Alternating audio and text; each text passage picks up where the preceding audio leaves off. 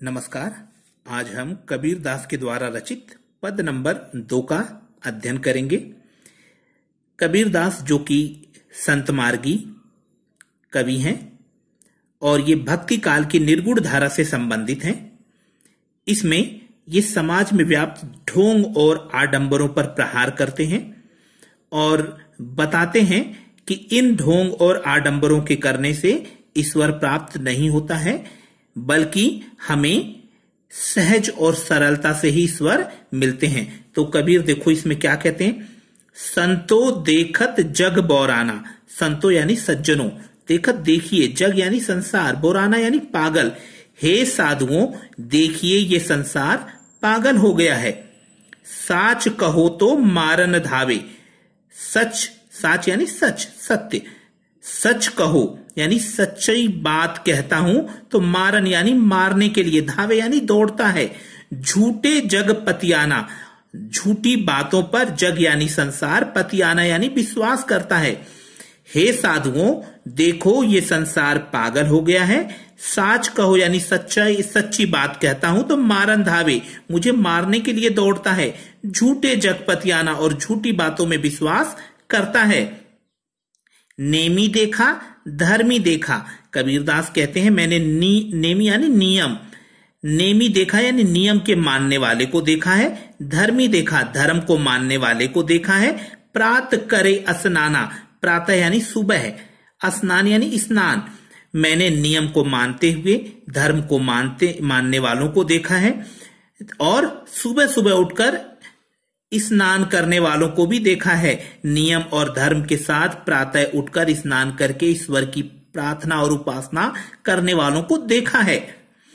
आत्म मारी पखा नहीं पूजे। आत्म मार यानी आत्मा को मारकर, पखा नहीं यानी पत्थर पूजे।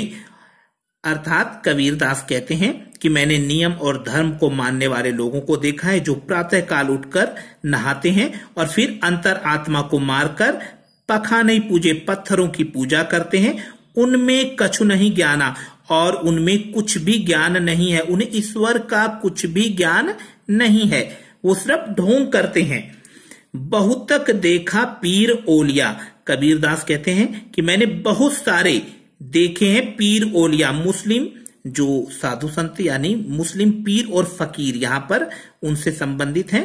तो बहुतक देखा पीर ओलिया, मैंने बहुत सारे सूफी संतों को देखा है, मुस्लिम पीर फकीरों को देखा है। पढ़े किताब कुराना, जो पढ़ते हैं किताब, किताब यानी किताब, कुरान नामक किताब को पढ़ते हैं। ये कुरान मुस्लिमों का पवित्र ग्रंथ। तो यहां पर कबीरदास कहते हैं कि मैंने बहुत सारे सूफी संतों, पीर ओलियाओं को देखा है, सूफी संतों को देखा है जो कि कुरान नामक किताब को पढ़ते हैं। के मुरीद तदबीर बतावें।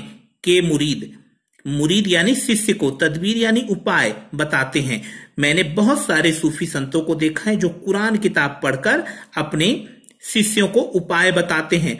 उनमें उहे जो ज्ञाना, और उनमें जो ज्ञान है, जो कुरान को पढ़कर जो उन्होंने ज्ञान अर्जित किया है, उसी सीमित ज्ञान को वो अपने मुरीद यानी शिष्यों को उपाय के रूप में बताते हैं। और इस उपाय से भी ईश्वर की प्राप्ति नहीं हो सकती है, क्योंकि इनका ज्ञान सीमित है। इस किताब के माध्यम से उन्होंने अपने ज्ञान को सीमित कर लिया है, इसलिए वो जो उपाय बताते हैं वो किसी भी तरीके से मुरीद यानी शिष्य के हित में नहीं है। आसन मारी डिंब धरी बैठे। कबीरदास कहते हैं कि आसन मारे, आसन मारकर हमने देखा होगा योग की मुद्रा में बहुत से साधु संत बैठ जाते हैं। डिंब धरी बैठे, घमंड के साथ बैठते हैं, योग मुद्रा करके पद्मासन लगाकर आसन मारकर बैठ जाते हैं। मन में बहुत गुमाना, उनके मन में बहुत घमंड होता है। हमने देखा कि बहुत से साधु संत, पीर फकीर हठ योग के माध्यम से पद्मासन लगाकर, वज्रासन लगाकर खूब गर्व के साथ बैठते हैं, मानो उन्हें ईश्वर का ज्ञान है। पीपर पाथर पूजन लागे, और वो लोग भी क्या करते हैं, पीपर यानी पीपल की पूजा करते हैं, पाथर पत्थर की पूजा करते हैं। तीर्थ गर्व भुलाना, और वो तीर्थ यात्राओं पर जाते हैं और गर्व से सोचते हैं कि मैंने ईश्वर को प्राप्त कर लिया है, वो कहीं ना कहीं ये भूल गए हैं कि पीपल, पत्थर और तीर्थ यात्रा करने से भी ईश्वर की प्राप्ति नहीं होती है। टोपी पहिरे, माला पहिरे, ये लोग टोपी पहनते हैं, माला पहनते हैं। ये लोग आडंबर के रूप में क्या करते हैं? टोपी पहनते हैं, माला पहनते हैं और छाप, तिलक और माथे पर टीका लगाते हैं और सोचते हैं कि मानो ये सब आडंबर करने से उनको ईश्वर मिल गया है। जबकि हम देखते हैं कि आडंबर से ईश्वर प्राप्त नहीं होते हैं। कबीरदास ऐसा कह रहे हैं। साखी शब्दहि गावत भूले, और ये जो माला पहनकर, टीका लगाकर और साथ ही साथ हम देखते हैं कि पीपर पत्थरों की पूजा करते हैं और साखी शब्द यानी बड़े बड़े दोहे और मंत्र उच्चारण करते हैं। गावत भूले, आत्म खबरी न जाना, वो लोग क्या करते हैं? आडंबर करते हैं, बहुत बड़े बड़े दोहे और मंत्रोच्चार करते हैं, मानो उन्होंने ईश्वर को प्राप्त कर लिया है। आत्म खबरी न जाना, उन्हें स्वयं अपने अंतरात्मा की खबर नहीं है। हिंदू कहे मोहि राम प्यारा, हिंदू कहता है मुझे राम से प्यार है। तुर्क कहे रहीमाना, और मुसलमान कहता है मुझे अल्लाह से प्यार है। आपस में दो लरी लरी मुए, आपस में दोनों लड़ लड़कर मर जाते हैं। राम और अल्लाह के नाम पर मर्म न काहू जाना, और दोनों ही ईश्वर के मर्म को नहीं समझ पाते हैं, ईश्वर के ज्ञान को नहीं समझ पाते हैं कि राम और रहीम दोनों एक हैं और इनके लिए आपस में लड़ने की आवश्यकता नहीं है। घर घर मंत्र देत फिरत हैं, ये लोग घर घर में जाते हैं और अपने धर्म का प्रचार करते हैं। घर घर मंत्र देत फिरत हैं, ये हिंदू धर्म के लोग या फिर हम कहें मुस्लिम धर्म के लोग या क्रिश्चियन धर्म के लोग हर घर में जाते हैं और अपने धर्म का मंत्र देते हैं, महिमा के अभिमाना की वो अपने धर्म को श्रेष्ठ मानते हुए क्या करते हैं? घर घर जाकर अपने धर्म के विषय में बताते हैं। गुरु के सहित सिख सब बूढ़े, कबीरदास कहते हैं ऐसे गुरु सहित यानी सहित सिख यानी यहां पर शिष्य, ऐसे गुरु जो घर घर जाते हैं, अपने धर्म के विषय में लोगों को बताते हैं और उसका महिमा मंडन करते हैं, अपने धर्म को अच्छा और दूसरे धर्म को बुरा बताते हैं, ऐसे गुरु अपने शिष्यों के साथ स्वयं डूब जाते हैं। स्वयं तो डूबते ही हैं, शिष्यों को भी डुबो देते हैं।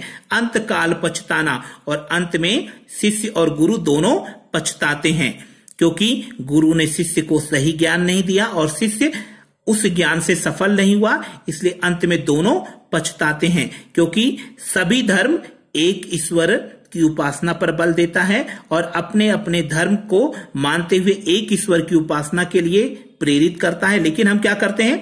दो ईश्वर के नाम पर, राम और रहीम के नाम पर आपस में लड़कर विरोध जताते हैं और फिर घर घर जाके अपने धर्म को श्रेष्ठ बताते हैं और लास्ट में ऐसे गुरु और शिष्य दोनों पछताते हैं। कहे कबीर सुनो हे संतो, कबीरदास कहते हैं हे संतो सुनिए, हे सज्जनों सुनिए, ई सब भरम बुलाना, ये सब जो भरम है, ये सब जो बातें हैं इसको भूल जाइए कि माला पहनने से, टोपी लगाने से, कुरान की बातें सीखने से या प्रातःकाल स्नान करने से, नियम धर्म को मानने से ईश्वर मिलेगा, ये सब बातें भूल जाइए।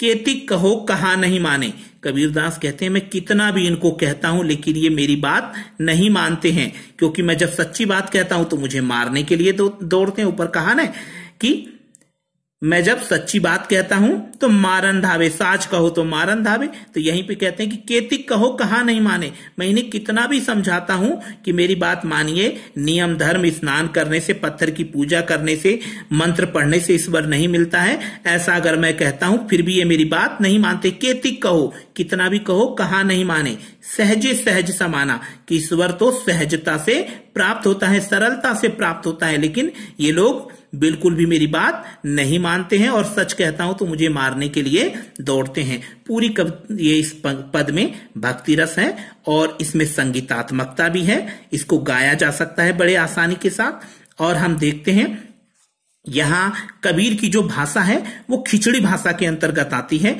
क्योंकि कबीर की भाषा में पंजाबी के शब्द भी हमें मिलते हैं, अवधी, ब्रज, हिंदी सारे शब्दों का मिक्सचर है, इसलिए इनकी भाषा खिचड़ी के रूप में भी जानी जाती है। और यहाँ हमें बहुत सारे अलंकार देखने को मिलते हैं, जैसे देखिए सहजे सहज समाना सा की आवृत्ति होने से यहाँ पर अनुप्रास अलंकार है। और यहाँ सिक्ख सहित यहाँ पर भी दे सिक्ख सा की आवृत्ति होने से भी अनुप्रास अलंकार है। और हम यहाँ पर देखते हैं आपस में दो लरी लरी मुए अनुप्रास, बहुत सुंदर अनुप्रास अलंकारों का यहाँ पर कबीरदास ने प्रयोग किया है। और यहाँ पे लरी लरी और घर घर, यहाँ पे देखिए लरी लरी और घर घर शब्द जो आते हैं, इसमें एक शब्द दो बार रिपीट हुआ है। जब ऐसी स्थिति हो और दोनों का अर्थ एक ही निकले तो वहां पर कौन सा अलंकार होता है? पुनरुक्ति प्रकाश अलंकार होता है। बाकी हम देख ही रहे हैं, जाना, रहीमाना, जाना, अभिमाना, पछताना, हर जगह ना की आवृत्ति के साथ ये पद खत्म हो रहे हैं। इसके हिसाब से भी यहाँ अनुप्रास अलंकार आता है। तो ये बहुत सुंदर तरीके से रूढ़ी और आडंबरों का इस पद में कबीरदास ने विरोध किया है। धन्यवाद।